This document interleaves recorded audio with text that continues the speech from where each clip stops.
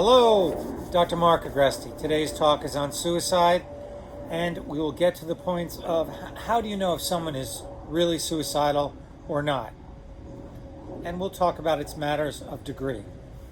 Just some interesting little statistics on suicide. Montana is the number one state for suicide, the highest rate. Alaska's number two. I wonder if it has to do with substance abuse and gun ownership in those states. That's what I think. But I have no explanation why suicide would be the lowest in New Jersey. And as for countries, you think the US is the highest? We're not, believe it or not. Russia, China, and then Japan are higher. Go figure. I have no clue why. Last year there were 47,173 suicides in the United States, which is appalling.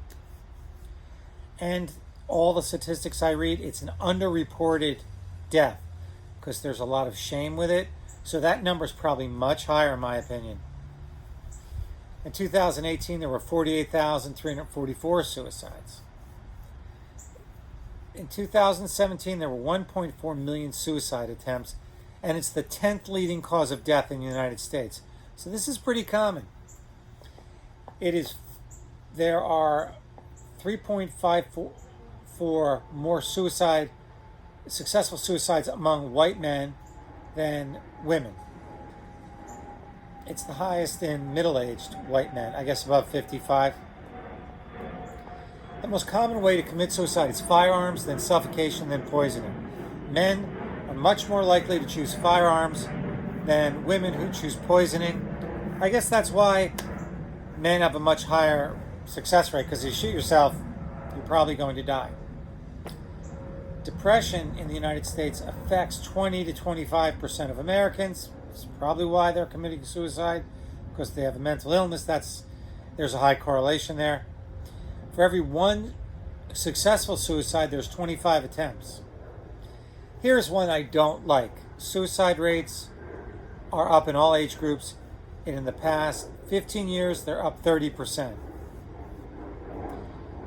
Now, what makes someone more or less suicide? Remember, suicide is a degree.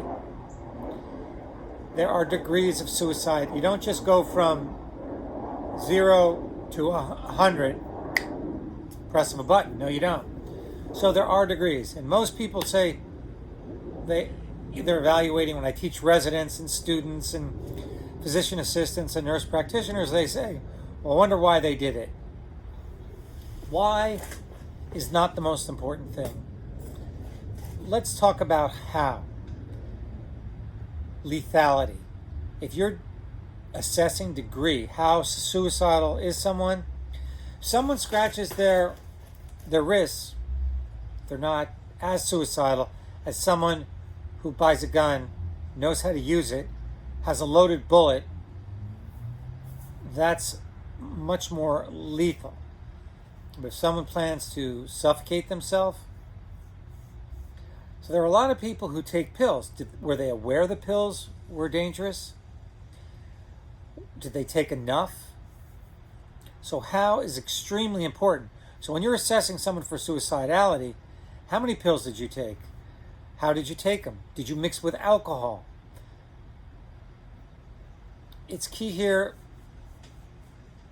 if you were going to hang yourself, what you were going to hang yourself on. Would that have held your weight? Would this way you have done it have been successful? Scratching your wrist, taking pills that aren't damaging, if you know they're not damaging. Someone I said, well, I was going to drive myself into a pole. That would work, but you weren't going fast enough, or the car's protection systems would have probably saved you. Depends what they know, how dangerous it is. You have to make an assessment. Where they try and commit suicide. Are they doing it in a place where they know they would not be found? Or are they doing it in a place where they thought they would be found? Someone who does it in a place where they know they would not be found is much more dangerous than someone who does it in the afternoon in a house when they know a family member would be in that house.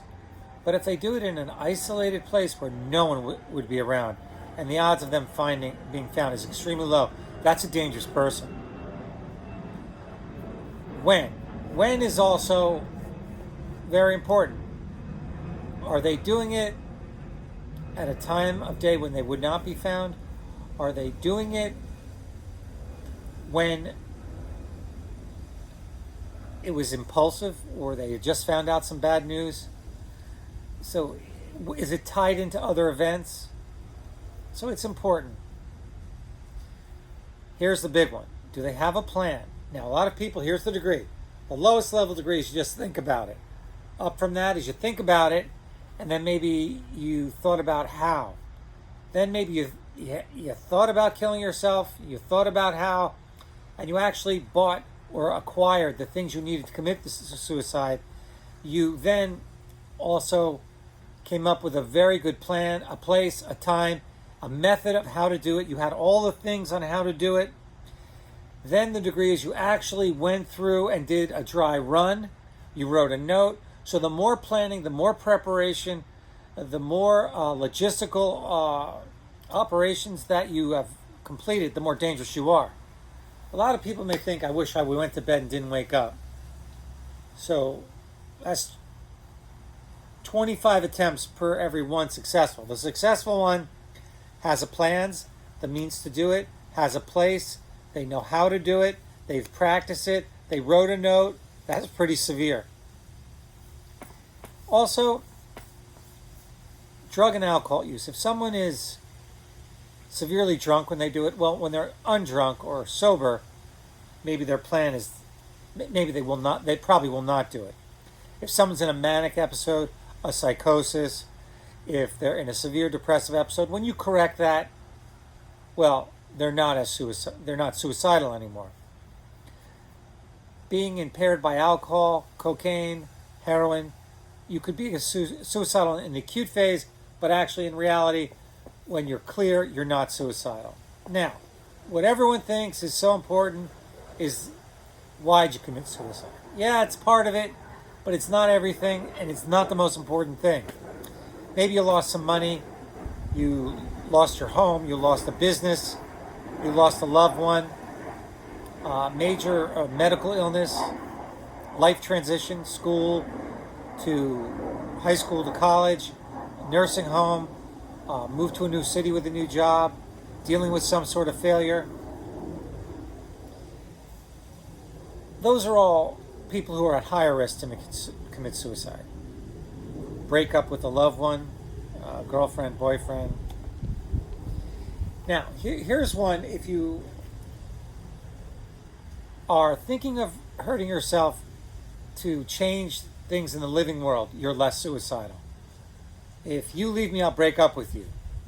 If you fire me, I'll kill myself. Those people are usually not that suicidal, because these people are trying to manipulate things in the real world.